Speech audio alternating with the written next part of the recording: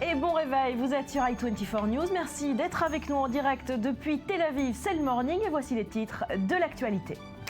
Les yeux du monde rivés ce mardi vers Lausanne. Après 18 mois d'intenses négociations, 12 ans de bras de fer entre l'Iran et le reste du monde, eh bien l'heure de vérité est enfin arrivée. Les équipes ont jusque ce soir minuit pour signer un accord historique. Mais pour l'heure, les parties ne s'entendent toujours pas. Et une question dans ce contexte, que pense le peuple iranien de cet accord? La levée des sanctions serait accueillie comme une bulle d'air dans leur quotidien, mais en même temps, le projet nucléaire est une fierté nationale.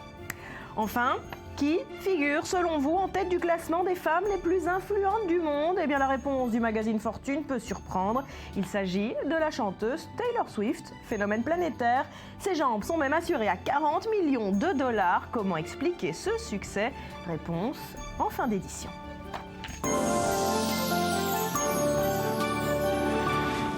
Merci d'être avec nous. Rarement une négociation diplomatique aura été aussi longue et complexe. Le dossier nucléaire iranien, vous le savez, c'est 12 ans d'intenses discussions, mais l'issue semble donc proche. C'est ce soir à minuit que les parties devraient se mettre d'accord pour arracher un accord qui pourrait être historique. Mais je vous le disais, les discussions se poursuivent. Elles se sont poursuivies tout au long de la nuit et reprennent ce matin. Julia Galantia.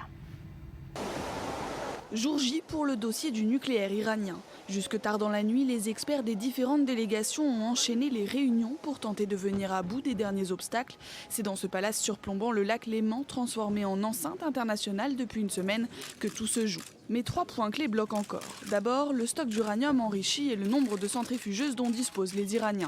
Plusieurs options sont sur la table. La plus viable pour les grandes puissances serait de transférer les stocks en Russie et de diviser le nombre de centrifugeuses par 3. Une question au cœur de négociations acharnées. La question de la levée des sanctions est aussi un gros point de blocage. Les Iraniens voudraient voir tomber dès la conclusion d'un accord ces sanctions économiques et diplomatiques jugées humiliantes. Les grandes puissances veulent une levée graduelle de ces mesures liées à la prolifération nucléaire et prises depuis 2006 par le Conseil de sécurité de l'ONU, l'Europe et les États-Unis. En cas de levée de certaines de ces sanctions, quelques pays du groupe 5+1 veulent en outre un mécanisme permettant de les réimposer rapidement au cas où l'Iran violerait ses engagements. Aux États-Unis, Barack Obama devrait avoir l'accord du Sénat américain pour la levée des sanctions, ce qui est aujourd'hui peu probable. Enfin, la durée de l'accord, les grandes puissances souhaitent un cadre strict de contrôle des activités nucléaires iraniennes, particulièrement dans le domaine de la recherche et du développement, sur au moins 15 ans, mais l'Iran ne veut pas s'engager au-delà de 10 ans. Ce matin, la Chine semble optimiste, Barack Obama affiche une volonté très ferme de signer un compromis. La France, elle, se dit insatisfaite des progrès obtenus. Une chose est sûre, ils sont encore beaucoup à vouloir un accord, à vouloir fermer ce dossier épineux qui empoisonne les relations internationales depuis 12 ans. Et bonjour à notre spécialiste des questions internationales, Christian Mallard. Merci d'être avec nous ce matin. Est-ce que les turbines diplomatiques vont tourner à un rythme effréné toute la journée pour arracher un accord? Est-ce que ça va se jouer jusqu'à la dernière heure, jusqu'à la dernière minute? Oui, tout laisse à penser qu'en effet tout va se jouer jusqu'à la dernière minute pour essayer d'obtenir ce que j'appellerais un accord au forceps. Tant il y a encore quand même des points de désaccord à régler, des points substantiels, me dit-on, au sein de la délégation française. Naturellement, on nous dit on veut aboutir, on sent que c'est maintenant qu'on peut aboutir parce que, bien entendu, chacun veut éviter la rupture. Ça serait catastrophique pour tout le monde. On veut éviter la rupture, on ne veut pas perdre la face. C'est très important dans ce type de discussion acharnée. Et en même temps, on se dit que si vraiment on en arrivait à un point où il y a encore des désaccords, on trouverait une forme de protocole d'entente qui permettrait de prolonger ce qu'on appelle la période de 3 mois qui va jusqu'au 30 juin, puisque c'est à partir de ce moment-là qu'on était prêt à régler les problèmes, les détails techniques d'un accord. Donc tout n'est pas perdu, mais c'est vrai que pour l'instant, les points les plus sensibles qui sont sur la table sont la levée des sanctions. En effet, les Iraniens, qui souffrent des sanctions depuis plusieurs années, voudraient voir lever ces sanctions tout de suite, mais les partenaires, les gens qui sont autour de la table, les autres, les Français, Allemands, Américains, disent « nous, on veut des sanctions qui soient levées, mais de façon graduelle, parce que il faut qu'on puisse vérifier. » Et les Français insistent en particulier sur ce qu'ils appellent un accord juridiquement contraignant. Et ça, je ne suis pas du tout sûr que les Iraniens puisse accepter ce type de proposition. Alors juste... on veut que les engagements soient respectés. Oui, alors justement, Christian Mallard, est-ce que ce matin et jusque ce soir minuit, l'échec des négociations est un scénario envisageable et que signifierait surtout la non-signature d'un accord? Je vous ai dit, plutôt pourrait y avoir, pour sauver la face, on pourrait parler d'un protocole d'entente qui permettrait de poursuivre les discussions et de traiter les points en suspens qui sont très sensibles. Alors, je pense qu'on fera tout pour régler cet accord, pour trouver un accord. Lavrov, le ministre russe des Affaires étrangères, vous savez, est parti hier, il va revenir à 13h. Ce matin, au moment où je vous parle, il y a 5 minutes, les négociations ont recommencé sans l'Iran, sans Javad Zarif, sans le ministre des Affaires étrangères. Donc ce sont tous les partenaires de la négociation qui sont là, sans l'Iranien, qui vont retrouver dans 25 minutes. Et bien entendu, toute la journée, on va discuter pour, encore une fois, savoir qu'est-ce qu'on fait pour l'avenir. Les Iraniens disent on accepte de baisser le nombre de centrifugeuses, mais on va pouvoir continuer à faire de la recherche. Alors, quel type de recherche peut-on autoriser à l'Iran sur un accord qu'ils veulent sur 10 ans, mais que nous voulons, enfin, les Occidentaux, le camp occidental, veulent sur 15 ans? Est-ce qu'on peut lever les sanctions, les suspendre, les réimposer si on a la preuve que les engagements ne sont pas respectés? C'est là tout l'enjeu. Et je crois qu'en effet, on va passer une journée fébrile, journée marathon, et on verra peut-être qu'à minuit, à l'issue de ces discussions, si on aboutit à un accord ou encore une fois de plus à un semblant d'accord qui n'en est pas un. Merci beaucoup Christian Mallard d'avoir été avec nous ce matin et bonjour à nos consultants, Ali Wakat, spécialiste du monde arabe, Emmanuel Navon, spécialiste en relations internationales. Je vais vous poser une question peut-être naïve mais essentielle. Est-ce que l'accord tel qu'il a l'air de se dessiner va-t-il parvenir à mettre la bombe atomique hors de portée de l'Iran? Je pense d'abord que si les négociations sont si ardues et si elles durent aussi longtemps, cela prouve quelles sont les véritables intentions de l'Iran. Si l'Iran n'avait pas un programme nucléaire militaire, les négociations ne seraient pas aussi ardues. Maintenant, je vous rappelle ce qu'a dit hier ou avant-hier James Wosley, l'ancien chef de la CIA américaine, qui a dit les Iraniens tricheront dès que l'accord sera signé. Donc même si un accord est signé, et c'est ce qu'on a dit tout à l'heure, il faudra qu'il soit vérifiable et que les puissances occidentales aient la capacité d'imposer à l'Iran de se tenir à ses engagements. Et c'est ça le fond du problème. Autrement dit, même si un accord est véritablement signé, mais que l'Iran ne joue pas le jeu et triche, ce qui est tout à fait raisonnable de penser, est-ce que les pays occidentaux auront la volonté d'obliger l'Iran à se tenir à ses engagements? C'est ça aussi la véritable question. C'est un mauvais accord qui se profile, Ali Wakat? Je ne sais pas si c'est un mauvais accord, Barbara, mais c'est un accord qui permettra à l'Iran de rester une partie, le nouveau peut-être membre dans le club nucléaire. Les Iraniens insistent à ce que tout accord doit leur permettre de conserver leur capacité d'utiliser de l'énergie nucléaire, donc de l'atome pour des buts civils. Ça, c'est un. Deux, il y a la question du mécanisme d'inspection qui laisse le doute pourquoi les Iraniens tellement insistent à négocier les petits détails du mécanisme d'inspection et bien sûr la durée de cet accord. Eux, ils veulent 10 ans, les internationaux exigent que ce soit pour 15 ans. Mais oui, Barbara, il y a une volonté de deux côtés d'achever un accord. La question reste, est-ce que les petits détails vont laisser écrouler cet accord ou il va être achevé d'ici minutes? Est-ce que cet accord permettra, comme le pensent les Américains, notamment de favoriser la paix et la détente globale et notamment la dénucléarisation du Moyen-Orient, ou au contraire, est-ce que l'effet sera inverse? On sait notamment que les puissances du Golfe sont extrêmement inquiètes quant à cet accord. En tout cas, le fait sera inverse. L'Arabie Saoudite et les pays du Golfe ne pourront pas accepter une république islamique de l'Iran qui fasse partie du club nucléaire international, que ce soit pour des buts civils ou d'autres buts. À mon avis, la compétition pour la bombe atomique dans la région va être accélérée, surtout quand on voit qu'au Yémen, par exemple, il y a la Ligue arabe et les Iraniens qui sont en confrontation directe. Mais Barbara, dans votre introduction, vous avez parlé de la fierté nationale des Iraniens. Même ceux qui sont anti le régime, même ceux qui veulent voir les sanctions levées, pensent que l'Iran, l'ancien empire perse, la grande république islamique, ne doit pas céder à cette pression. elle doit être pragmatique, mais pas renoncer totalement à ses intentions.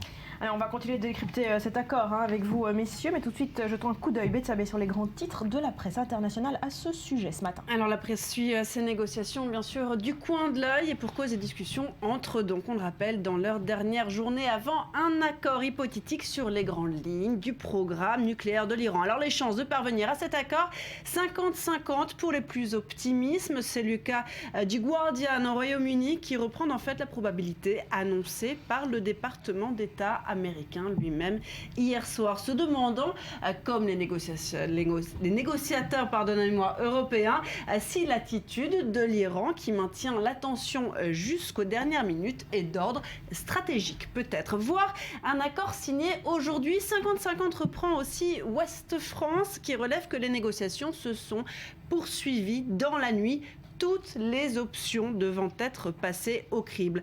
D'autant que, ça coince clairement. Incertitude totale, titre Libération ce matin. Libé, presque incrédule, qui rappelle que des points clés n'ont toujours pas été réglés. Des points de blocage majeurs. Ce que le Washington Post qualifie de questions épineuses, parmi elles notamment la question de la levée des sanctions. Les Iraniens voudraient les voir tomber dès la conclusion d'un accord, ce qui enlèverait bien sûr l'emprise de l'Occident, et c'est pour cela que les 5+1 freinent des 4 fers.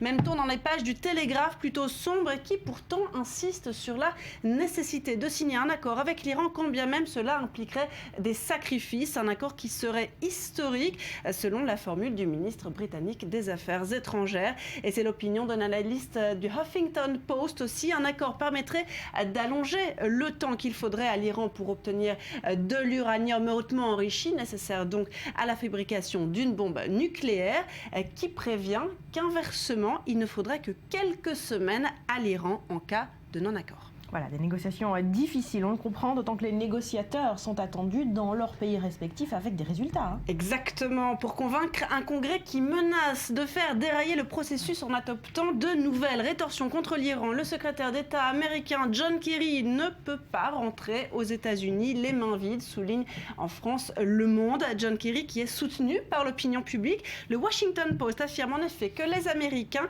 souhaitent l'obtention d'un accord avec l'Iran, même en l'échange de la levée des sanctions. Alors le hic, cela dit, 6 Américains sur 10 considéraient aussi qu'un accord n'empêchera peut-être pas l'Iran de se doter de l'arme nucléaire.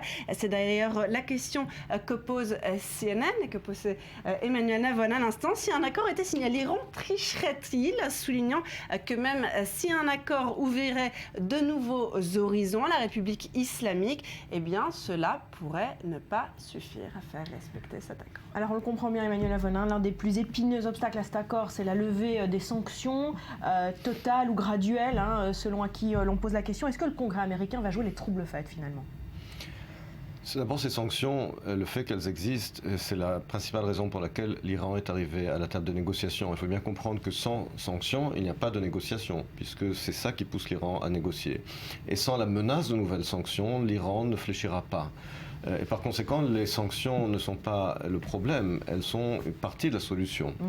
Le fait que le Congrès américain, justement, menace d'alourdir les sanctions, cela est justement plus à même de faire pression sur l'Iran pour éventuellement montrer plus de flexibilité dans ces négociations. Maintenant, s'il n'y a pas d'accord, c'est ce que dit le Congrès. S'il n'y a pas d'accord, alors les sanctions seront alourdies parce qu'il faut stopper le programme nucléaire iranien. Je vous rappelle que le but des sanctions, c'était également de porter atteinte à l'économie iranienne pour convaincre les ayatollahs de cesser leur programme nucléaire. S'il n'y a pas d'accord, il faudra renforcer les sanctions. Dans cette logique-là, pas d'accord du tout est peut-être pire qu'un mauvais accord. S'il fallait inverser la formule habituelle, est-ce qu'on ne serait pas plongé à nouveau dans ce processus d'escalade de tension avec toujours plus de sanctions et puis l'Iran qui continuerait à poursuivre son programme nucléaire? Je pense que selon le leadership en Iran, et n'oubliez pas que Khamenei est dans une situation médicale où on parle de la fin de Khamenei.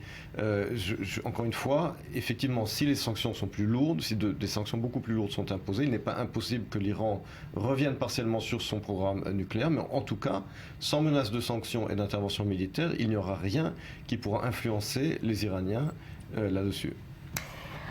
Restez avec nous, messieurs, on parle d'un autre aspect de ce dossier. Les grandes puissances, vous le savez, tendent leurs mains au régime iranien, mais gardent sous silence l'influence que gagne Téhéran dans l'ensemble des conflits de la région. Cette puissance tentaculaire qu'est l'Iran est au cœur des scènes irakiennes, syriennes, libanaises et yéménites. Le point en image, signé Mathias Silbar. Pour la plupart des experts, la bombe nucléaire n'est pas une finalité pour l'Iran, mais un moyen de plus pour améliorer sa stratégie. Une stratégie expansionniste qualifiée aussi de tentaculaire qui vise à imposer l'influence chiite dans le monde musulman. Et l'Iran d'avoir des pions ou de contrôler un axe de 5 capitales au Proche et Moyen-Orient. La sienne, Téhéran, Damas en Syrie, Beyrouth au Liban, Bagdad en Irak et puis récemment Sanaa au Yémen. Prenons les unes après les autres. La Syrie est le seul pays dont le pouvoir a prêté allégeance à l'Iran. De Hafez al-Assad à Bachar, son fils, ils ont permis à la République d'imposer son influence dans la région, tant en Syrie qu'au Liban, où le Hezbollah est justement une création du régime des Mollahs. Il a été fondé et surarmé par l'Iran. Sa présence avec les forces spéciales iraniennes en Syrie et le long du Golan syrien montre que la stratégie militaire de l'Iran demeure intacte sur cet axe syro-libanais. Autre objectif de l'Iran, prendre le contrôle de l'Irak, son rival historique. Une fois Saddam Hussein destitué, une grande partie de l'arsenal militaire sunnite décimé, il ne restait plus que l'élection d'un Premier ministre chiite, Nouri al-Maliki, de 2006 à 2014, pour que l'Iran pose ses pions, tant dans les arcanes du pouvoir que dans les zones géographiques à majorité chiite. L'homme à la base de cette conquête militaire et politique de l'Irak, le voici, le général Qassem Soleimani, le chef des forces Al-Quds des gardiens de la Révolution, ici, en première ligne, en compagnie de l'armée irakienne à Tikrit, dans les combats qui les opposent aux djihadistes de l'État islamique. Dernière terre d'influence chiite, le Yémen. Les rebelles houthis fondés par l'Iran en 1992 ont promis de marcher sur Sanaa et défient le géant saoudien en jurant de remplacer le pouvoir à Riyad. Résultat, l'Arabie saoudite a immédiatement répliqué par des frappes aériennes, plantant ainsi le décor d'une nouvelle guerre sunnite, chiite. Encerclé par les troupes américaines en Irak et en Afghanistan, l'Iran était il y a 10 ans sur la défensive. La République islamique est en passe aujourd'hui de devenir l'un des pays les plus influents et puissants du Moyen-Orient. Ali, si cet accord est effectivement signé ce soir à minuit, est-ce qu'il permettra à l'Iran de conquérir librement, cette fois, le Moyen-Orient ? Bon, l'Iran est en train de conquérir librement le Moyen-Orient. Le Yémen est officiellement peut-être le 4e pays satellite de l'Iran, mais oui, l'Iran ne va pas arrêter. S'il y a un accord ou s'il n'y a pas un accord, la question de l'accord facilitera la tâche des Iraniens, mais les Iraniens en tout cas continuent leur marche à conquérir plus d'influence entre les lignes. Quand les Iraniens parlent d'armée des milices palestiniennes en Cisjordanie, quand les Iraniens qui ont hésité de collaborer avec le Hamas parce que le Hamas était en conflit avec le régime égyptien. Et là, ils voient que l'Égypte fait partie de cette coalition saoudienne et participe aux frappes au Yémen. Ils se voient plus libres de renouer les relations avec le Hamas, des relations qui vont sans doute avoir des conséquences sur la situation au Sinaï. Les Iraniens ont plus de cas. C'est vrai que ceux qui payent le prix en fin de compte, c'est le peuple iranien qui succombe sous les sanctions. Mais moi, je pense que les Iraniens savent très bien que les 5 qui sont assis en face d'eux veulent un accord, veulent voir l'Iran revenir à la famille internationale. Et la majorité de ces pays, au moins la Chine, la Russie et bien sûr les États-Unis, considèrent l'Iran un élément stabilisateur dans cette région frappée par le chaos. Alors, Iran, rôle stabilisateur dans la région. Est-ce que l'Iran va étendre son influence au Moyen-Orient avec cette fois l'appui officiel des Américains pour s'ingérer dans les conflits ? L'Iran n'est pas une force stabilisatrice au Proche-Orient. L'Iran est une force déstabilisatrice au Proche-Orient qui soutient toutes les forces, que ce soit le Hezbollah, que ce soit le Hamas, que ce soit toutes les forces de terrorisme au Proche-Orient. Donc l'Iran n'est pas une force stabilisatrice, au contraire. L'Iran est le trouble-fête du Proche-Orient. Et un Iran avec une arme nucléaire ou un Iran au seuil de l'arme nucléaire serait encore plus dangereux. Pourquoi ? Parce que les États-Unis ne pourront plus arrêter l'Iran. Aujourd'hui, il y a encore une certaine capacité américaine et occidentale à limiter la casse sur les forces déstabilisatrices de l'Iran au Proche-Orient. Mais un Iran au seuil nucléaire pourra imposer sa volonté. L'Iran n'est pas une force stabilisatrice au Proche-Orient, au contraire. Alors en tout cas, cet argument de l'expansion de l'influence iranienne dans l'ensemble de la région est un des éléments clés utilisés par Israël et Binyamin Netanyahou depuis longtemps. Maurice, Binyamin Netanyahou qui a reparlé hier, avant-hier, de l'axe Iran-Lausanne-Yémen. Oui, mais pour comprendre la position du Premier ministre israélien sur ce dossier, il faut revenir au discours devant le Congrès prononcé en mars 2015, un véritable réquisitoire contre le nucléaire iranien. Alors, à propos de Daesh et de l'Iran, et ce que le Premier ministre a nommé l'État islamique et la République islamique, écoutez ce que disait le Premier ministre.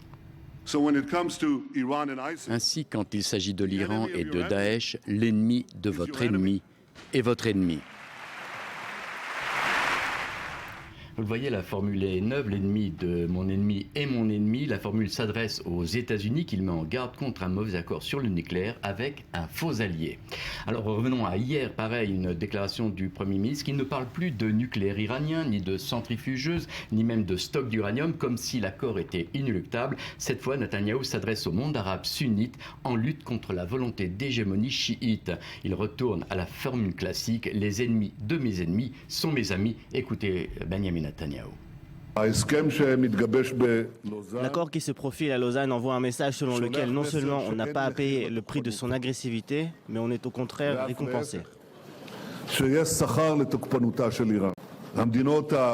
Les pays modérés et responsables de la région, en particulier Israël et beaucoup d'autres États, seront les premiers à subir les conséquences de cet accord.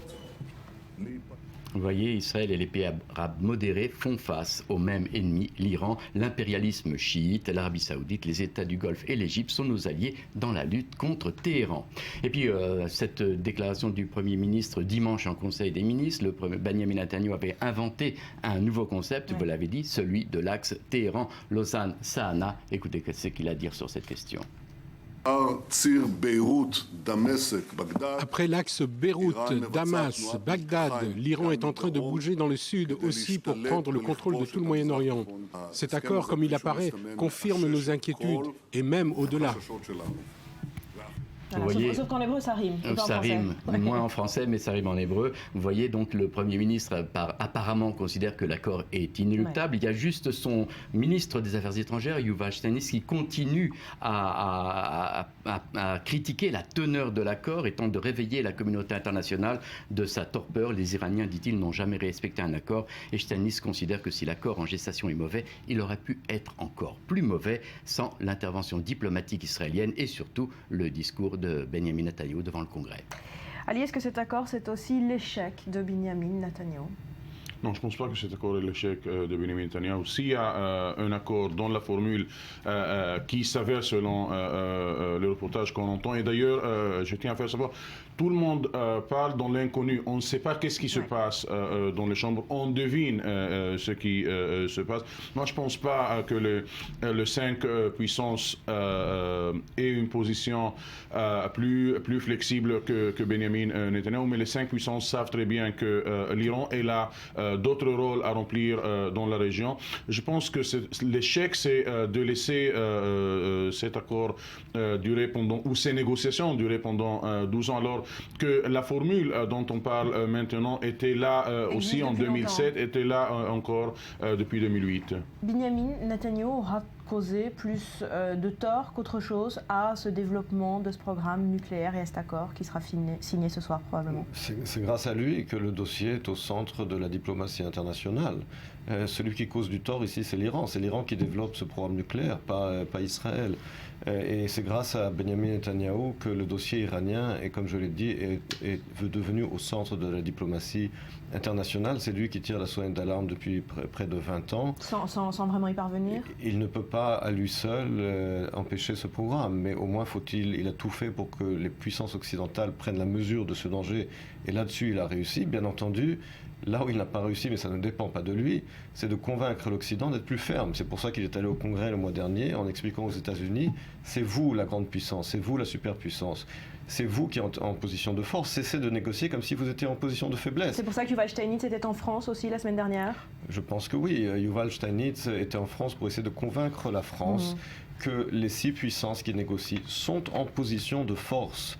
Et c'est cela que l'administration Obama semble oublier. Elle semble négocier comme si elle était en position de faiblesse. Barbara, ce que comprend l'Occident et moins la direction israélienne, c'est que le plan nucléaire, le programme nucléaire iranien n'est pas un but en soi pour les Iraniens, c'est un outil pour établir leur hégémonie dans la région, dans une région chiite, sunnite, où ils sont minoritaires. Donc, ce que demandent les Iraniens, c'est d'être pas un allié, mais un partenaire de l'Occident, et que leurs intérêts soient pris en considération quand l'Occident essaye de dessiner ou de redessiner la carte des intérêts dans cette région. C'est un coup dur, comme vous dites, pour le rapport de force chiite-sunnite dans la région.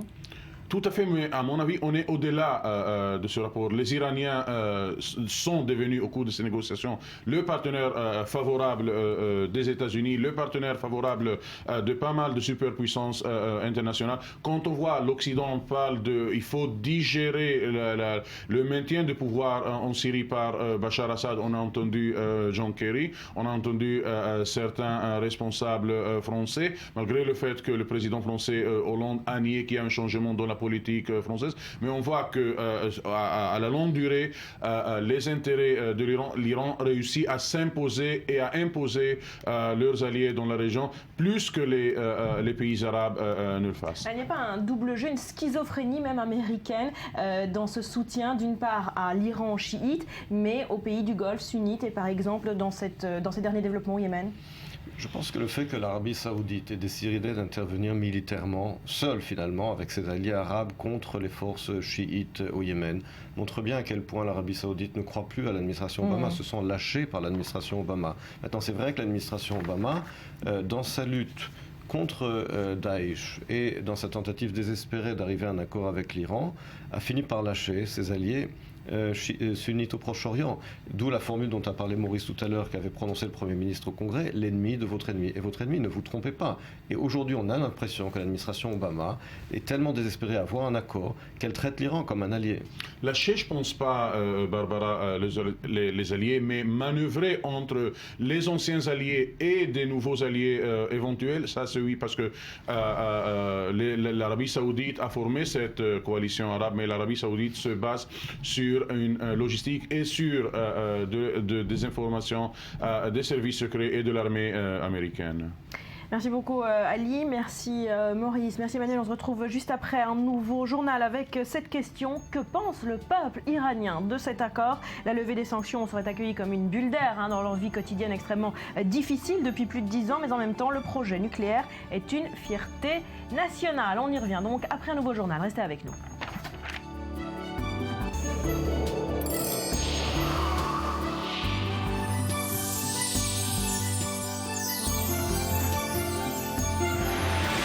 Merci d'être avec nous sur le plateau du Morning. Je vous rappelle le grand titre de ce mardi: un accord entre les 6 grandes puissances et l'Iran qui pourrait donc être signé ce soir à minuit, date butoir après 12 ans de zigzag politique avec Téhéran. Et on va continuer de décrypter cette actualité avec Emmanuel Lavonne, spécialiste en relations internationales, avec vous Rudy, mais tout d'abord avec les grands titres de la presse de notre belle région. Ce matin, il est évidemment question du dossier nucléaire iranien. On l'a dit, il ne reste donc plus que quelques heures aux grandes puissances pour arracher un accord. Et pour la presse, c'est l'incertitude totale sur l'issue des négociations. Et oui, des négociations sur le nucléaire iranien, Barbara, qui rentrent dans leur heure décisive. Voilà le titre ce matin choisi par nos confrères du quotidien de centre-droite, Maariv. Ce soir à Lausanne, ce sera le moment de vérité, renchérit de son côté le Yediot Aharonot, et les négociateurs qui vont devoir faire face à des choix difficiles, écrit le quotidien pan-arabe Asharq el-Awasat, car comme le relève le Al-Hayat, des divergences persistent entre le 5+1 et la République islamique. Alors pour les Américains, c'est du 50-50, et en cas d'échec, Washington n'exclut pas de nouvelles sanctions contre l'Iran. C'est ce que révèle le quotidien de gauche, Haaretz. Après 18 mois de marathon diplomatique, l'issue reste toutefois imprévisible, écrit le Jerusalem Post ce matin, le quotidien israélien en langue anglaise, qui estime que les grands grandes puissances espèrent une percée avant ce soir. Un zèle de l'Occident que dénonce ce matin l'éditorialiste du Israel Hayom. Pour Boaz Bismuth, le temps joue en faveur des Iraniens et en défaveur d'Obama. Les grandes puissances ne peuvent pas se permettre de revenir bredouille de Lausanne ce soir. Obama encore moins car les républicains l'attendent au tournant et l'Iran en a bien conscience. Voilà tout le problème, conclut Boaz Bismuth. Et puis pour Noir Klieger, dans les colonnes du Yediot Ahronot, les États-Unis n'ont rien appris de leur intervention tardive durant la Seconde Guerre mondiale. S'il ne faut rien pour stopper le programme nucléaire iranien, il sera une nouvelle fois trop tard, écrit Noir Klieger, qui lui-même est un rescapé de la Shoah. Et pour les Iraniens, Cyril, c'est aussi le lieu choisi pour ces négociations qui pose problème. Oui, Barbara, car si les grandes puissances et l'Iran venaient à bout des derniers obstacles, il reste le problème du lieu, ironise le Israel Hayom, car Lausanne rappelle de très mauvais souvenirs aux Iraniens. C'est en effet dans cette ville suisse, nous rappelle le Israel Hayom, que fut signé en 1923 le traité éponyme qui démantela l'Empire ottoman et donc le dernier califat islamique. Voilà de quoi faire grincer les dents des ayatollahs. Voilà cette petite leçon d'histoire donnée ce matin par le Israel Hayom. Voilà, on note quand même que si un accord sera finalement signé, eh bien, les festivités risquent de se déplacer ce soir et demain matin vers Genève et le Palais des Nations de Genève. On termine par cette analyse dissonante dans les colonnes du Jerusalem Post qui se place ce matin à contre-courant de l'alarmisme de Benjamin Netanyahu. Exactement, et on la doit à Yossi Melman, cette analyste, un journaliste spécialisé dans le domaine du renseignement. Il l'écrit pour le Jerusalem Post ce matin, il pose cette question: Israël a-t-il vraiment le couteau iranien sous la gorge? En dépit des concessions que les grandes puissances s'apprêtent à faire à Téhéran, un accord sur les ambitions de l'Iran ne constitue pas une menace existentielle pour l'État hébreu. Voilà ce que pense Yossi Melman. Pourquoi? Eh bien parce qu'Israël a l'armée la plus puissante du Moyen-Orient. Sa position stratégique au milieu d'un monde arabe en plein délitement s'est même améliorée ces dernières années. Il n'y a donc aucune menace existentielle pour l'État juif, pas même l'Iran. C'est pourquoi les Israéliens devraient se montrer beaucoup plus confiants que le Premier ministre Netanyahou, car si Israël devait avoir le couteau sous la gorge, eh bien il aurait les moyens de frapper, et de frapper très fort contre l'Iran. Emmanuel Lavon, c'est un scénario qui reste encore et toujours envisageable, frapper très fort contre l'Iran? Il faut bien comprendre que le démembrement des pays arabes dont parle Yossi Melman ce vide est rempli par l'Iran. Et par conséquent, justement, le fait que le Proche-Orient, les pays du Proche-Orient, on a parlé tout à l'heure de la conférence de Lausanne, qui a créé ces États artificiels sur les ruines de l'Empire ottoman. Ces États artificiels aujourd'hui implosent, et le vide, le pouvoir à horreur du vide, est rempli par l'Iran. Donc oui, l'Iran constitue une menace. Maintenant, même si effectivement Israël a une capacité militaire et également nucléaire qui pourrait frapper très fort l'Iran, si la première frappe vient de l'Iran, le coup peut être très dur. Et par conséquent, le fait qu'Israël soit capable de se défendre ne signifie pas que l'Iran ne peut pas porter un coup très dur à Israël. Tout de même, est-ce qu'on pourrait quand même comprendre que pour Israël, un Iran mis en marge de la communauté internationale serait peut-être plus dangereux qu'un Iran en contact permanent avec l'Occident et avec les alliés d'Israël? C'est une illusion. L'Iran ne mène pas cette politique parce qu'il est isolé. L'Iran est isolé parce qu'il mène cette politique. Et par conséquent, ça n'est pas en signant un faux accord et un mauvais accord que l'Iran changera de politique. Il y a une idéologie derrière le régime iranien. C'est un régime depuis 1979 qui est une république islamique, qui veut imposer la vision chiite de l'islam, l'exporter au Proche-Orient, et ce n'est pas l'isolement qui en est la cause, c'est cette politique qui est la cause de l'isolement. Alors précisément, on va s'intéresser à ce qui se passe au sein même de l'Iran, avec cette question: que pense le peuple iranien lui-même de cet accord? Il dit la levée des sanctions serait évidemment très bien accueillie par les Iraniens qui souffrent depuis plus de 10 ans de ces sanctions extrêmement contraignantes, mais en même temps, le projet nucléaire est une vraie fierté nationale. Oui, c'est même une manière pour le régime des Mollahs, qui est un régime autoritaire, on l'a rappelé, de souder son opinion publique. Et celui qui a très bien compris cela, c'est Mahmoud Ahmadinejad, l'ancien président. À son arrivée au pouvoir en 2005, on le voit là en mode nucléaire, celui qui était donc alors président, on ne se moque pas, développe... en mode nucléaire. En mode nucléaire, en train de visiter une installation nucléaire. Alors il développe ce thème d'un droit au nucléaire pour l'Iran, car il sait que c'est un thème, une question de fierté nationale pour les Iraniens, et pour cause. Le programme nucléaire iranien n'est pas quelque chose de nouveau dans l'inconscient collectif iranien. Le programme nucléaire iranien avait été lancé à l'époque même du Shah d'Iran, puis repris dans les années 90 par Rafsanjani.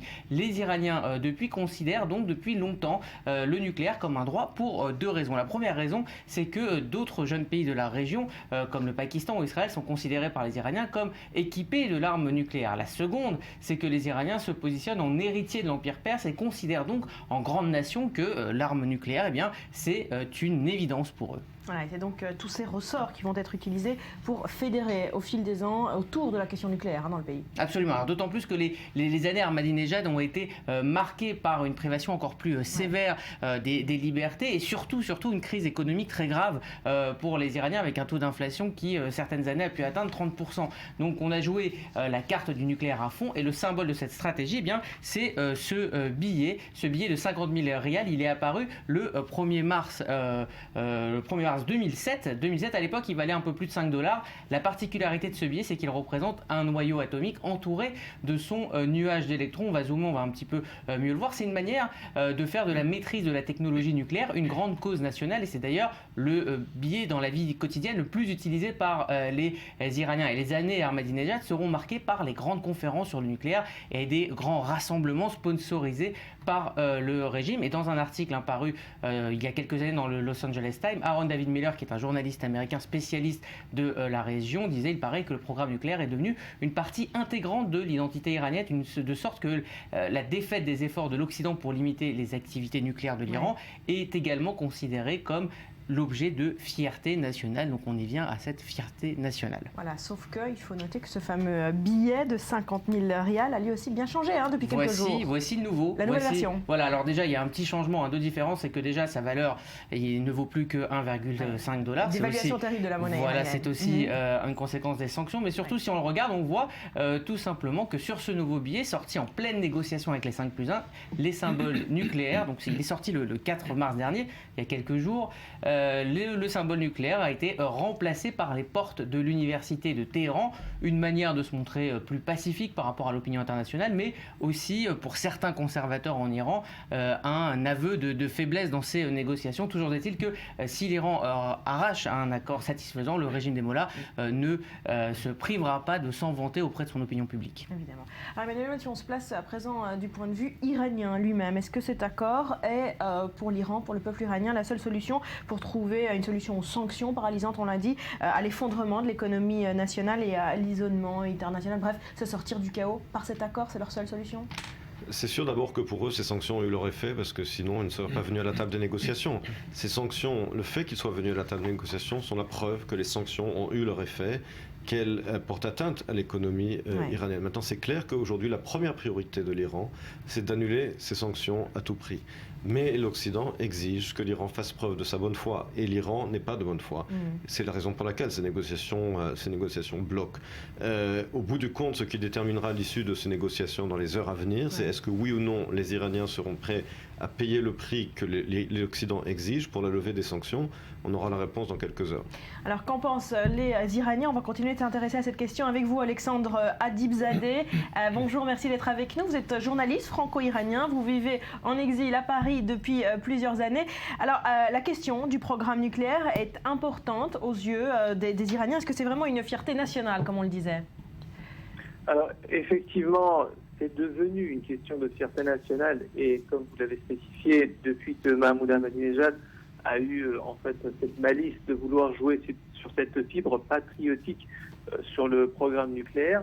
Néanmoins, il faut savoir qu'actuellement, le peuple, à cause de cette crise économique, de l'inflation et bien évidemment qui sont résultats des sanctions, sont vraiment à cran. Donc c'est une crise économique qui a fait carrément exploser la classe moyenne en Iran. Donc au jour d'aujourd'hui, les Iraniens veulent vraiment que cette histoire arrive à son terme et que les sanctions soient levées. Donc effectivement, d'un côté, bien sûr, il y a cette fibre patriotique, le nationalisme qui veut qu'ils pensent, ils ont droit à avoir le nucléaire, bien évidemment civil, comme ils le précisent. Mais d'un autre côté, les sanctions sont vraiment Alors, justement sur cette question, est-ce que la rue iranienne a opéré pendant ces 18 derniers mois une pression populaire sur le gouvernement pour qu'il accélère, pour qu'il accepte des concessions, pour que cet accord soit enfin signé, pour que ces sanctions soient enfin levées? Alors bien évidemment, il y a vraiment un exemple type, c'est les élections. Ouais. Les élections, il y avait d'un côté Hassan Rouhani et de l'autre côté, il y avait Saïd Jalili. Saïd Jalili qui était quand même quelqu'un de très proche du guide Ayatollah Ali Khamenei et qui était quand même le négociateur principal de l'Iran avec le monde occidental au sujet du programme nucléaire. Et donc, au niveau des élections, Saïd Jalili a perdu vraiment face à Rouhani, ce qui montre que les gens voulaient vraiment mettre un terme à cette histoire. Ça, c'est déjà un exemple vraiment parlant de cette histoire. Si un accord, pour finir, Alexandre Abizadeh, si un accord n'est pas trouvé, est-ce qu'il faut craindre en Iran un soulèvement populaire ou en parallèle même un renforcement des conservateurs opposés à cet accord? Alors écoutez, l'histoire du soulèvement, bon, le peuple, ça fait des années et des années que le peuple on en a marre de cette situation. Ouais. Le problème, c'est que bon, ils sont sous la pression. Par contre, juste un petit détail, sachez qu'au niveau nationaliste et patriotique, la fibre patriotique dont vous parliez, il faut savoir que même ce qu'avait fait Mahmoud Ahmadinejad avait fait en sorte que même quelqu'un comme Ardeshir Zaidi, qui était le gendre du Shah, qui était très proche du Shah et qui était par exemple l'ambassadeur d'Iran aux États-Unis pendant des années, juste à partir de 2006, donc à partir du moment où Ahmadinejad a commencé à jouer là-dessus, même lui, qui est actuellement en exil à Montreux en Suisse, a exprimé son soutien au programme nucléaire. Donc ça, en disant, c'est un droit inaliénable. Donc les peuples en Iran pensent ça, effectivement, mais d'un autre côté, ils en ont marre, ils ont vraiment envie que ça finisse cette histoire et que tout redevienne un peu plus normal, Merci beaucoup Alexandre Abizadeh d'avoir été avec nous ce matin. Emmanuel, un mot des milieux conservateurs en Iran. Ils se sont opposés à cette négociation depuis 18 mois, n'ont pas raté une seule occasion de critiquer les concessions qu'accorderait le régime au 5+1. Est-ce que ces voix-là vont encore s'élever davantage dans le pays si un accord est effectivement signé ce soir?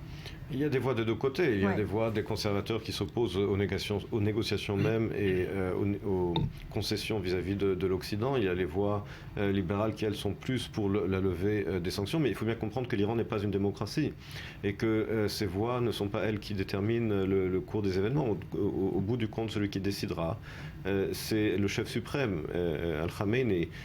Et c'est lui qui décidera de l'issue de ces négociations. Alors parlons du guide suprême. L'ayatollah Khamenei a adopté finalement un double jeu face à ces négociations depuis plusieurs années. Il ne s'oppose jamais officiellement à l'accord, mais ne cesse de critiquer les États-Unis, le grand Satan, à chacune de ses sorties publiques.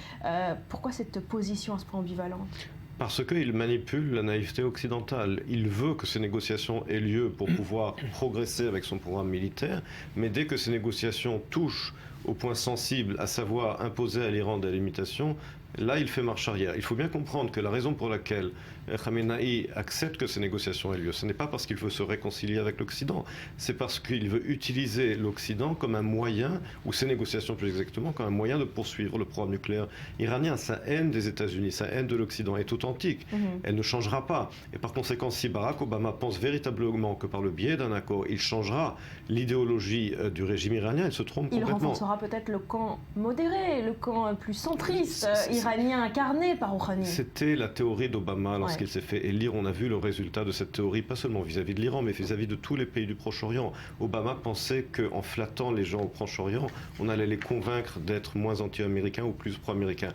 On a vu les résultats de cette politique avec le soi-disant printemps arabe qui a mené les islamistes au pouvoir dans tous les pays où il y a eu des élections. Et on voit la naïveté aujourd'hui de cette politique vis-à-vis de l'Iran. Cette théorie est fondée sur une illusion.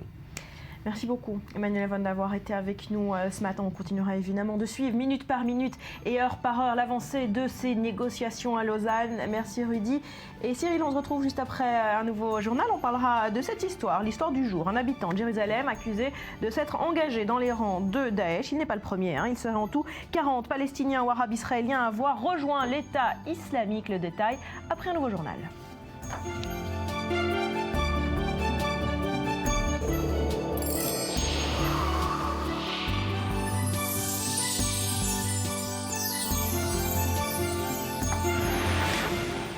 de retour sur le plateau du Morning. Merci d'être avec nous. Nous sommes en direct, vous le savez, depuis Tel Aviv. Et on jette tout de suite un coup d'œil aux autres grands titres de l'actu internationale ce matin. Avec vous, Betsabe, on démarre par un clic venu de France. Oui, alors vous pensiez que les départementales, c'était fini. Eh bien non, il y aura un troisième tour, nous apprend Le Monde. Jeudi, en effet, le FN présentera des candidats à la présidence dans les 14 départements où il a des élus.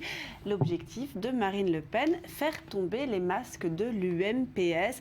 Marine Le Pen qui entend mettre l'UMP au pied du mur en proposant un soutien contre la ratification d'une charte qui sera rendue publique ce mardi.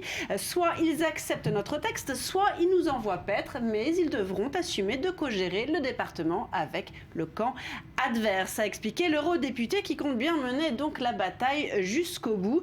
La charte, si elle est adoptée, permettra de voter pour un candidat autre que le Front National, mais le Front National s'engagera à respecter quelques points non négociables, explique quant à elle déjà Marion Maréchal Le Pen, qui donne ainsi raison au Nouvel Obs. Et oui, même si le FN a perdu son pari lors du second tour, eh bien le parti de Marine Le Pen poursuit son implantation à travers la France, même si le vrai test sera celui des régionales en décembre prochain. Allez, on poursuit avec l'Australie, où des informations personnelles concernant les chefs d'État les plus importants de la planète, ceux du G20, ont été dévoilées. L'information a été révélée par le Guardian hier et elle a fait le tour des médias déjà depuis. Numéro de passeport, de visa, date, lieu de naissance de Barack Obama, Vladimir Poutine, François Hollande, Angela Merkel, David Cameron et bien d'autres. En novembre dernier, c'est un employé des services de l'immigration, donc australienne, qui a envoyé par erreur un mail contenant toutes ces informations acquises aux organisateurs de la Coupe d'Asie des Nations de football qui s'est tenue en début d'année. Alors en cause, la saisie semi-automatique du logiciel de messagerie. En tout, 31 chefs d'État qui avaient été invités au G20 à Brisbane sont concernés. Mais pour les rassurer, ou presque, puisque le service de l'immigration lui-même n'a pas considéré utile de les informer suite à cette manipulation, les destinataires ont été immédiatement avertis de la bourde. Ils ont promis d'effacer toute trace du message. Je ne sais pas si vous vous demandez comme nous s'ils l'ont vraiment fait. Oui, évidemment. Allez, on reparle ce matin également dans la presse du crash de l'A320. On en sait désormais un petit peu plus sur les tendances suicidaires du pilote. Oui, alors selon plusieurs médias allemands, le jeune pilote souffrait de problèmes psychiatriques. De nombreux médicaments ont d'ailleurs été retrouvés chez lui et il s'inquiétait des conséquences de ces problèmes de santé pour sa carrière. Nous raconte notamment RFI qui raconte cette presse allemande. Conséquences, à Berlin, on s'interroge sur un assouplissement éventuel du secret médical pour les métiers dits à risque, d'autant que, comme le relève Paris Match, toujours en France, non seulement ces tendances suicidaires avaient commencé de nombreuses années avant qu'il ne soit pilote, mais Paris Match de relever qu'il n'y avait pas eu de consultation récente, en tout cas lors des dernières consultations qu'il avait eues chez le médecin, pas d'attestation de tendance suicidaire ni d'agressivité envers autrui, comme quoi c'était pas vraiment adapté. Voilà. Et justement, il est question de dépression également ce matin dans la presse. Alors attention, frites, falafel, autres beignets, Cyril, le chocolat, peut-être une alimentation. Le chocolat au contraire, c'est antidépressif. Une alimentation trop grasse pourrait avoir des effets sur le moral et même, attention, entraîner des dépressions. C'est pas moi qui le dis, c'est une étude de l'université de Louisiane publiée dans la revue Biological Psychiatry, reprise ici par François. Les bactéries intestinales, une fois qu'elles sont dérégulées par le gras, pourraient avoir un impact sur votre cerveau. Alors l'expérience a été réalisée seulement pour des souris, à l'heure qu'il est, on attend donc la preuve sur les hommes, même si on sait déjà inversement que selon des experts en diététique, un régime alimentaire sans gras ni sucre, lui, limiterait l'aggravation des symptômes dépressifs. Donc en gros, si vous êtes déprimé, on arrête le gras, on arrête le sucre, on arrête le chocolat. D'accord, pourquoi pas. On termine par une révélation. Vous nous apprenez ce matin, Betsabe, qui sont le plus bel homme et la plus belle femme du monde. Voilà, alors ça c'est la science qui l'a décidé. C'est une étude qui a été conduite pour définir les traits du visage qui seraient les plus beaux au moyen d'un logiciel de reconnaissance faciale. Alors c'est le même que celui utilisé par la police pour faire les portraits robots des criminels, notamment. C'est ce que nous explique le Telegraph au Royaume-Uni. Alors on arrive à quoi ? Et on arrive à David Gandhi, donc mannequin britannique, et Natalie Portman, actrice israélo-américaine. Attention, alors en regardant de plus près ces visages, vous allez voir un autre petit schéma, voilà. Et alors vous regardez de plus près, vous pouvez voir que par exemple le nez dit petit et fin de Portman n'est pas exclusif à son visage, mais Scarlett Johansson ou Claire Middleton ont aussi ce plus beau nez. De même, le nez dit pas trop long et étroit de David Gandhi aurait pu être celui de Brad Pitt ou David Beckham. Vous êtes d'accord avec ce classement, Cyril? Oui, je suis d'ailleurs surpris que ce soit pas moi qui suis sorti, qui soit sorti là. Non, mais vous n'avez pas parlé de moi sur ce clic, hein, Betsabé, c'est pas sympa. Que pour le chocolat. Pour le chocolat, il est fait à la fête. Et dépressif, ok. Allez, retour en France, hein, vous l'avez dit, Betsabé, avec les départementales qui continuent de faire couler beaucoup d'encre. On en parle avec vous, Elisabeth Lévy, ce matin. Merci d'être avec nous. Vous êtes journaliste, essayiste et polémiste. Vous dirigez le magazine Causeur. Alors, Manuel Valls souffle aujourd'hui sa première bougie à Matignon, mais il n'aura pas franchement le temps de se réjouir. C'est vous qui me l'apprenez. Et ben voilà, je vous l'apprends. Et donc je le disais, il n'a pas une bonne occasion de se réjouir puisqu'il a annulé aujourd'hui même une visite importante prévue en Allemagne pour s'adresser aux députés PS. Objectif, resserrer les rangs de son camp. Est-ce que la tâche s'annonce difficile pour le Premier ministre? Alors, avec les députés PS, je ne suis pas sûr, mais ce qui est sûr, c'est que beaucoup de gens parlent de tripartisme. Et en réalité, on peut se demander si on n'est pas rentré dans un régime de quadripartisme. Parce que, bon, je suppose qu'il va pouvoir faire rentrer les députés PS dans le rang. En tous les cas, je pense que beaucoup seraient prêts à entrer au gouvernement si cela leur était proposé. En revanche, il aura beaucoup plus de mal à faire rentrer dans le rang le Front de gauche, les écolos, le Parti communiste, ce qu'on appelle la gauche de la gauche, qui parle d'ailleurs avec les frondeurs, hein. Mais là, il semblerait qu'on ait vraiment aujourd'hui 4 forces politiques. Voilà. Et ça va considérablement compliquer le jeu.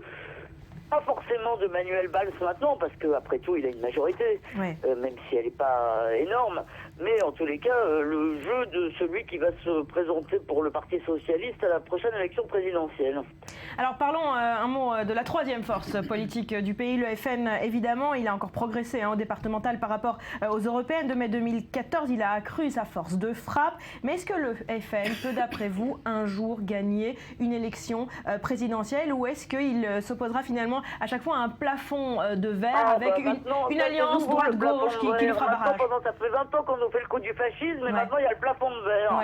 C'est-à-dire, eh bien moi je vais vous dire, il y a une chose qui est tout à fait sûre, c'est que si personne ne répond aux questions qui sont posées par les électeurs du Front National et dont parle sujet et des sujets dont parle le Front National, si personne ne répond aux angoisses que j'appellerais identitaires, donc oui, il est clair que le Front National arrivera au pouvoir, le Front National ou un autre, c'est-à-dire celui qui répondra à ces questions, c'est-à-dire tant qu'on continuera, si vous voulez, à mépriser souverainement les inquiétudes de ces électeurs et à leur dire « Ah oui, vous êtes islamophobe, vous êtes raciste, vous êtes ceci, vous êtes facho, vous êtes cela », et tant que les autres partis, si vous voulez, que dès que quelqu'un parlera de ces sujets, on dira « Ouh, il court après le Front National », eh bien, de toute façon, vous n'avez pas besoin que je vous le dise, il suffit de regarder ce qui s'est passé. 84, ils sont à 5 ou à combien, Dreux?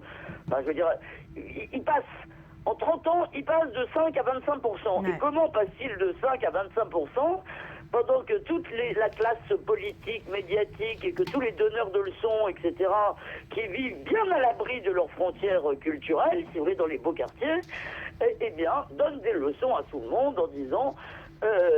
vous devez aimer le monde tel qu'il est, vous n'avez pas le droit de dire que tout ça vous pose des problèmes, vous n'avez pas le droit de dire que le changement massif de vos pays, de vos sociétés ne vous plaît pas sur tous les plans, etc., etc. Donc oui, bien sûr qu'il va arriver au pouvoir, et on fait exactement ce qu'il faut pour qu'il arrive au pouvoir. Merci beaucoup, Elisabeth Lévy, d'avoir été... Mais cela dit, je voulais dire que si on faisait autre chose, il n'y arriverait pas. Hein. Merci beaucoup d'avoir été avec nous ce matin, Elisabeth Lévy. Au revoir. Cette histoire, à présent, elle concerne les juifs britanniques. Comme un peu partout en Europe, l'antisémitisme connaît une flambée importante en Grande-Bretagne ces derniers mois. Le nombre d'incidents souvent violents a doublé l'an dernier dans le pays. Et ils sont donc, comme en France, de plus en plus nombreux à décider de tout quitter pour venir s'installer en Israël. Voici l'une de ces familles à son arrivée dans le pays. Un reportage à Harpeled avec Julia Galantia. Dans le hall d'arrivée de l'aéroport Ben Gurion de Tel Aviv, les proches de la famille Richard s'impatientent. Et les voilà enfin. Lance et Deborah Richard viennent enfin d'atterrir en Israël avec leurs 4 enfants, au grand plaisir de toute la famille. C'est formidable d'arriver en Israël, c'est notre maison. En plus, la famille est là, c'est vraiment incroyable. La famille Richards a choisi de quitter le confort d'Hertfordshire, au nord de Londres, pour venir s'installer en Israël. Une décision qui n'a pas été si difficile d'après ce père de famille. J'ai toujours rêvé de vivre en Israël. Je suis le fameux juif errant. J'ai émigré de l'Afrique du Sud à la Grande-Bretagne avant d'avoir eu enfin l'occasion de m'installer en Israël. Lance et Deborah ont décidé de s'installer en Israël suite à une offre d'emploi, mais également pour se rapprocher du reste de la famille. Ces derniers mois, de nombreuses autres familles juives britanniques ont opéré le même choix, un choix bien souvent motivé par la montée de l'antisémitisme. Daniel, le frère de Deborah, se rappelle du climat à Manchester. Il régnait un sentiment de peur dans le bus et dans la rue, même s'il ne se passait rien de particulier. Mais d'après ce que mes amis me racontent, la situation a beaucoup changé. Ils sont plus inquiets, ils ont peur de laisser leurs enfants sortir dans la rue. Alimentés par le conflit à Gaza, 1168 incidents à caractère antisémite ont été recensés en Grande-Bretagne en 2014, plus du double par rapport à 2013. Un nombre record depuis le début du recensement en 1984. C'était choquant de voir ressortir ce sentiment anti-israélien et antisémite avec ces manifestations massives et toutes ces choses-là. Qu'avez-vous ressenti cet été ? Je voulais être là. Nous sommes arrivés vers la fin du conflit. Mon frère est technicien dans l'armée israélienne. C'est difficile d'être si loin. Malheureusement, il restera toujours un certain antisémitisme. Il suffit d'une guerre à Gaza pour que ça refasse surface. Outre un pavé lancé contre une fenêtre, la famille Richard n'a pas subi d'incident majeur. Ils gardent une certaine nostalgie de leur ancien pays et font confiance au gouvernement britannique dans sa lutte contre l'antisémitisme. Mais ils peinent malgré tout à rester optimistes. Je pense que ce qui se passe en Europe et notamment en France est très inquiétant. Ce n'est qu'une question de temps avant qu'un drame n'éclate en Grande-Bretagne.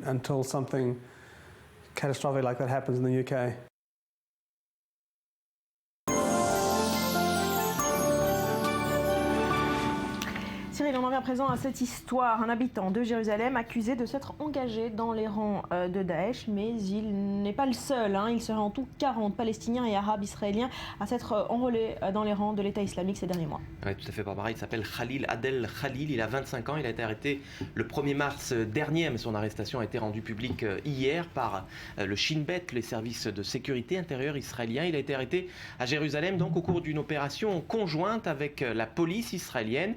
Il est citoyen israélien, mais il est palestinien. Il habite dans le quartier d'Abou Tor, c'est dans la partie orientale de Jérusalem. Il était employé en tant qu'assistant paramédical dans un hôpital psychiatrique public à Jérusalem avant justement de vouloir s'enrôler dans les rangs de Daesh. Voilà, il a tout avoué, il est passé aux aveux pendant son interrogatoire. Absolument, il a reconnu avoir décidé de rejoindre la Syrie avec un ami, c'était en août 2014, après avoir été, dit-il, influencé par des vidéos de propagande de Daesh sur Internet. Alors il a également reconnu s'être préparé au combat et aussi étrange que ça puisse paraître, il se serait entraîné au combat dans la salle de gym de l'université hébraïque de Jérusalem. Je vous vois sourire Bethsabée. Voilà, on se prépare comme on peut au combat pour Daesh. Alors pour contourner les radars du renseignement israélien, il a été très rusé, Khalil Adel Khalil. Il avait mis au point la ruse suivante. Il avait confié à sa famille et à ses employeurs de l'hôpital qu'il envisageait tout simplement de se rendre au pèlerinage de la Mecque en Arabie Saoudite. Il avait pris un congé de plusieurs semaines semaines pour pouvoir pèleriner, alors qu'en réalité, on va le voir sur cette carte, eh bien, il avait pris un billet simple pour se rendre en Turquie via la Grèce, comme le font la plupart des djihadistes européens notamment. Ils se rendent en Syrie via la Turquie. Et puis au début du mois de janvier 2014, Khalil et son ami se rendent à Istanbul. Donc de là, ils prennent un contact avec un agent de Daesh qui leur indique exactement comment se rendre dans la ville d'Urfa, que l'on voit ici, qui est située près de la frontière syrienne. Et c'est de là qu'ils sont transportés donc en voiture vers la Syrie. Et sur place, ils font donc la connaissance de plusieurs djihadistes européens, mais également du Bangladesh, nous dit-on, et également de 2 Arabes israéliens. Vous l'avez dit, plus d'une trentaine d'Arabes israéliens ont voulu s'engager dans les rangs de Daesh. Ils sont ensuite dispatchés dans des cellules de 4 à 5 djihadistes avant d'être infiltrés en Syrie grâce à la complicité de contrebandiers turcs qui travaillent pour le compte de l'État islamique. Alors, pourquoi est-il rentré en Israël alors ? Alors ça, on ne le sait pas encore. On ne sait pas encore. Les services de sécurité intérieure restent discrets sur cette question pour l'instant. Toujours est-il qu'après quelques semaines, il rentre sur le territoire israélien. C'est à ce moment-là qu'il est arrêté à l'aéroport et un mandat d'arrêt donc a été émis par la justice israélienne pour contact avec agents étrangers et appartenance à groupe terroriste. Merci beaucoup Cyril. À suivre, on parle de Taylor Swift, phénomène planétaire. On décrypte son succès juste après un nouveau journal.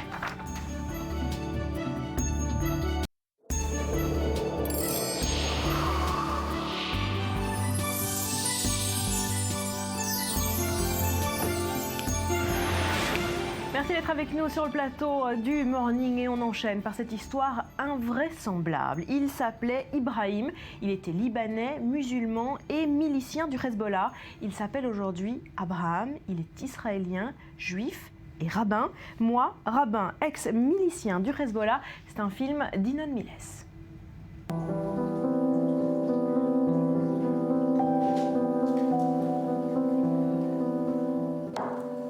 Nous sommes l'après-midi du jeûne de Guédalia, au domicile de la famille Sinaï, une famille juive orthodoxe de Safed.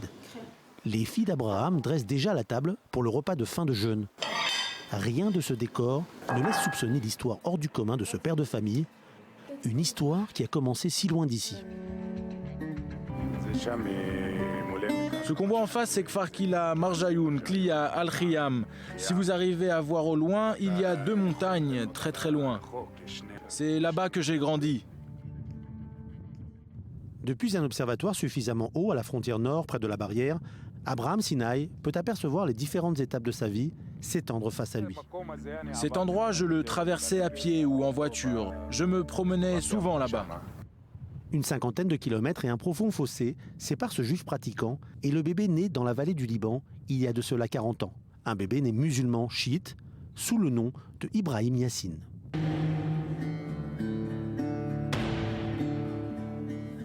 Comment s'est établi le premier contact ? Le premier contact, ça a été quand ma femme a voulu accoucher au village et qu'il a fallu de l'aide. On a arrêté un convoi militaire israélien. L'Israélien qui nous a aidés est descendu de son véhicule et il a aidé ma femme à accoucher.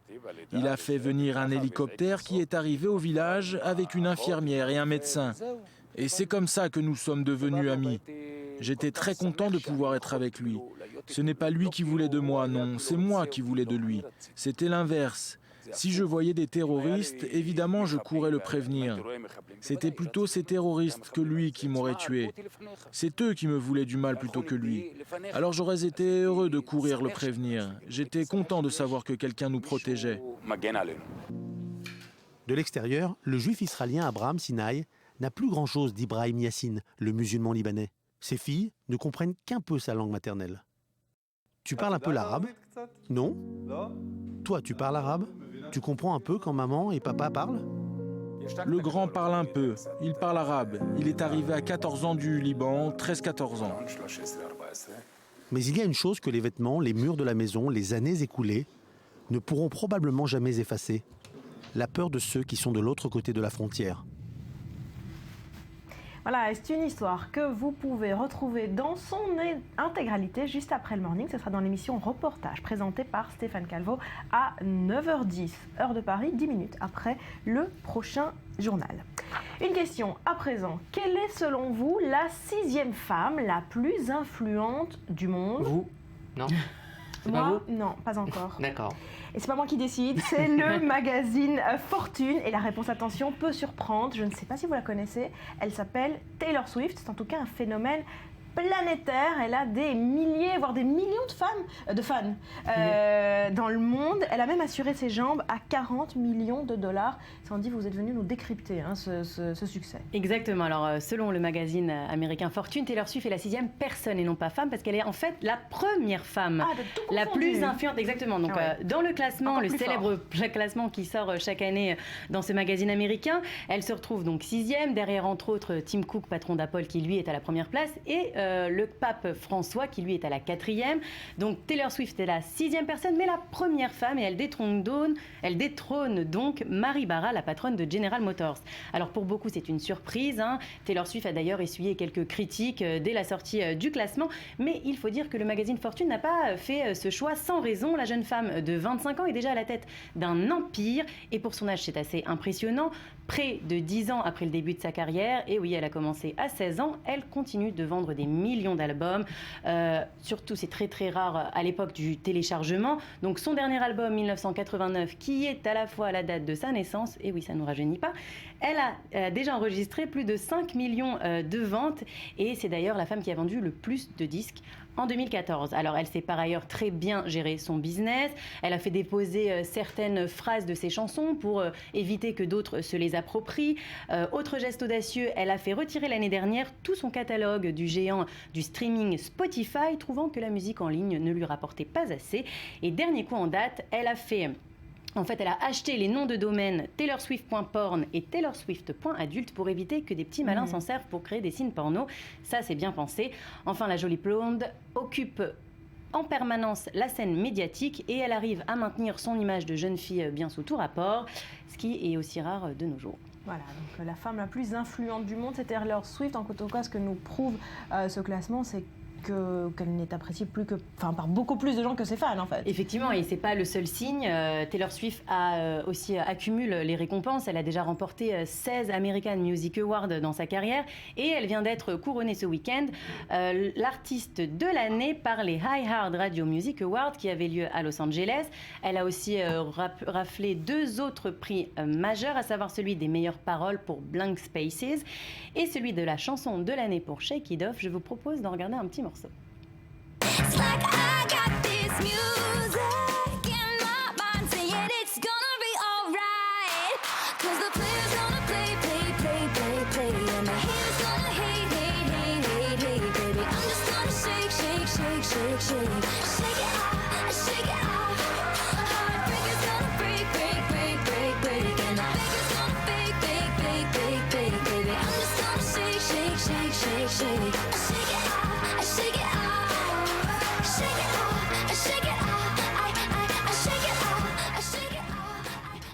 Vous aimez, Rudy? J'adore. C'est vrai? Non, mais c'est pas mal, ça se laisse écouter. Ça donne envie de bouger. Non, ça se laisse écouter, c'est agréable. Ouais, c'est quand même très jeune, ça. Enfin, moi, je me sens un peu perdue dans cet univers-là. Mais vous êtes jeune. Ouais, c'est ça. Alors, pendant cette cérémonie dont vous nous parliez, elle a réservé une petite surprise à ses fans aussi, non? Exactement, c'est avec Madonna qu'elle a créé la surprise. La reine de la pop était venue présenter son dernier single, Ghost Town, extrait de son album Rebel Heart. Et le public a eu en bonus Taylor Swift en guitare acoustique. Ça rend plutôt pas mal, regardez.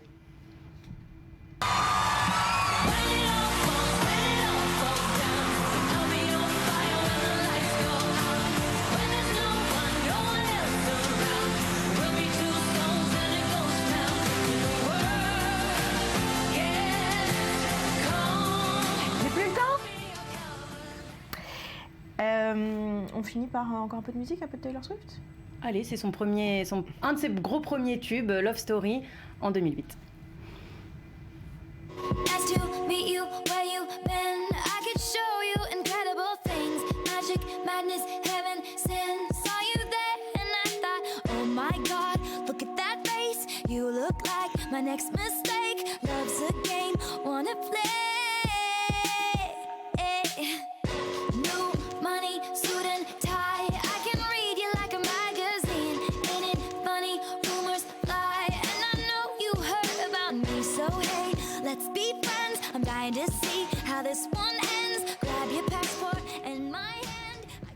En conclusion, on peut dire que du haut de ses 25 ans, Taylor Swift est désormais incontournable sur la scène musicale mondiale. Exactement. Juste pour préciser, c'était pas Love Story, un petit micro, c'est Blank Space qui lui a remporté le prix des meilleures paroles lors de la cérémonie de Los Angeles ce dimanche.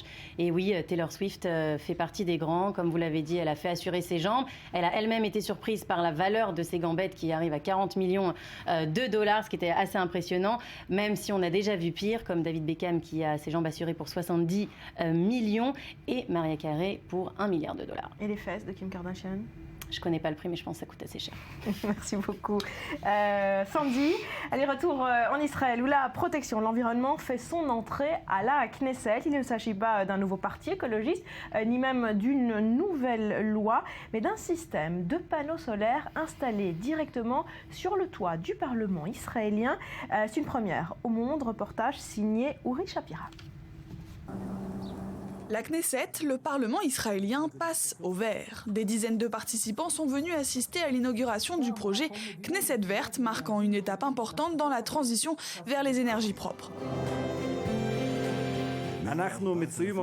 Nous sommes au début de ce projet, il est loin d'être fini.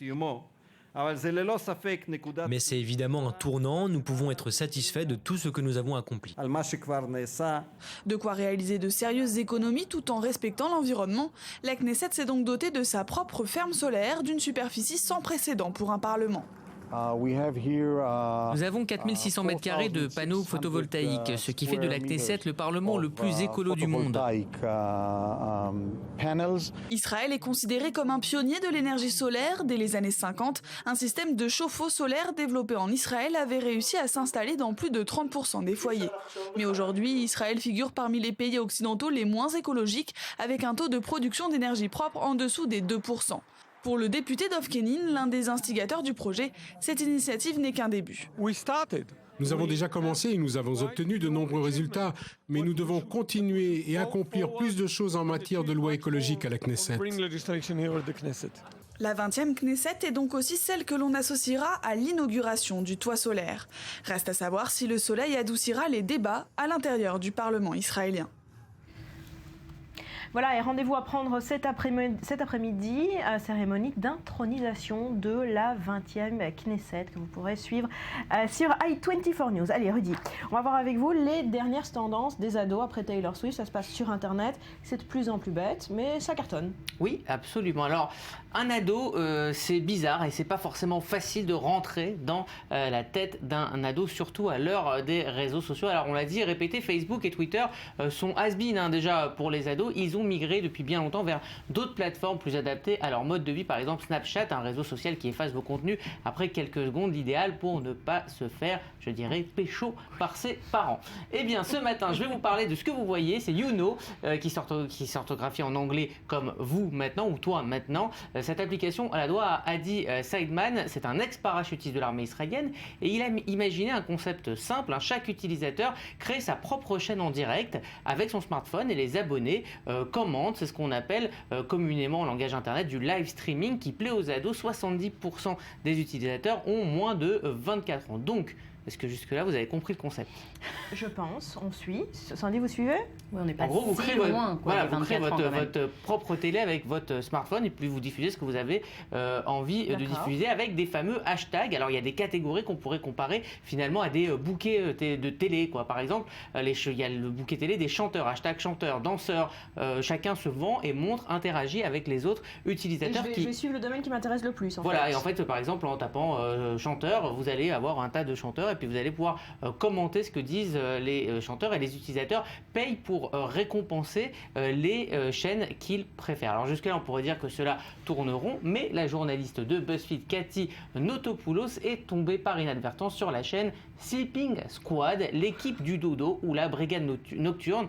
Sur ce bouquet, le principe est simple, c'est de regarder les autres dormir. Alors ils sont en moyenne entre 20 et 50 ados selon l'heure de diffusion et ils diffusent en live leur sommeil sur ce réseau social. Alors cela ne serait pas dramatique pour l'humanité si ça n'avait pas un succès fou, un succès qui a intrigué la reporter qui a enquêté sur les raisons de la popularité de cette Sleeping Squad. Alors elle a découvert quoi? Alors elle a joué le jeu de se connecter très souvent à You Know et de nouer des liens donc avec ces fameux ados si mystérieux. Elle n'a collecté que des réponses comme parce que Voilà, tout simplement.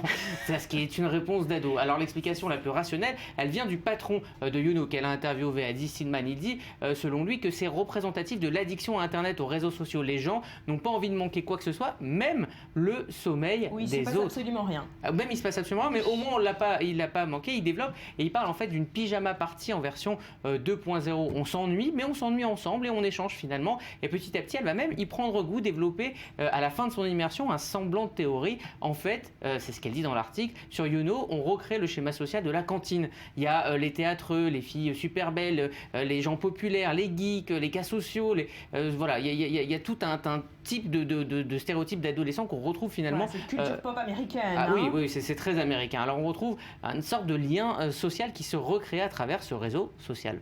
Et en fait, Rudy, les ados payent pour se regarder, dormir mutuellement. Oui. C'est ça le concept. Alors c'est un peu caricatural, mais c'est là le génie d'Adi Silman, c'est un système de pourboire. Vous créez votre chaîne et si les gens vous aiment, et soit ils regardent et ils ne payent pas, soit ils laissent un pourboire et leurs commentaires seront mis. Absolument, ils ont le choix. C'est un peu comme quand on écoute un groupe de musique dans un bar et qu'on fait tourner le chapeau, soit vous laissez de l'argent, soit vous n'en laissez pas. Et ce qui nous paraissait finalement complètement inutile il y a 2 minutes a finalement un peu de sens. C'est le sens d'une soirée, donc on l'a dit, pyjama géante, un lien social qui se crée entre ces adolescents qui ont l'impression d'exister via leur production artistique. Donnez-moi votre hashtag, je vais vous suivre quand vous dormirez ce soir.